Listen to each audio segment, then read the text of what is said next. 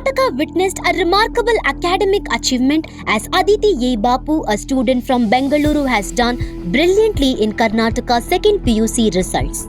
She is a student of SB Mahavir Jain PU College VV Puram and has achieved remarkable success by scoring a full 600 out of 600 marks in the commerce stream. Her achievement has come at a time when the overall results across the state have improved.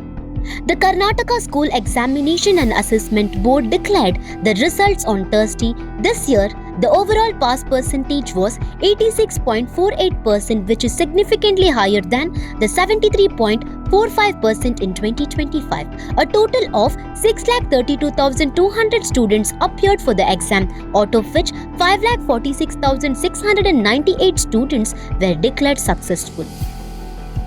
Dakshina Kannada and Udupi districts maintained their lead in the results and once again showed excellent performance. In the science stream, Shamanyu S, Shetty from Dakshina Kannada and Nandan Naik topped by scoring 598 marks. They were followed by Vaishnavi and Arnavi from Udupi, who scored 597 marks. In the art stream, Archana and Sangeeta from Vijayanagara scored 598 marks.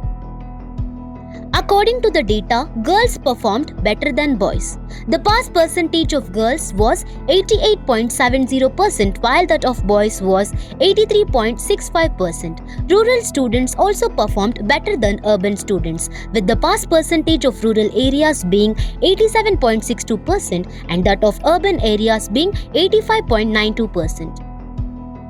In the stream-wise results, Science recorded the highest pass percentage of 91.69%, followed by Commerce at 88.04% and Arts at 72.86%. Category-wise, 92.69% of students passed in the general category and 92.22% in the 3A category, while the pass percentage in SC and ST categories was 80.22 and 80.19% respectively.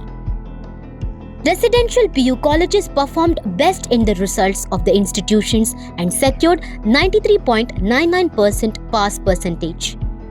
This was followed by unaided colleges with 90.73%, while government and BBMP colleges performed relatively poor.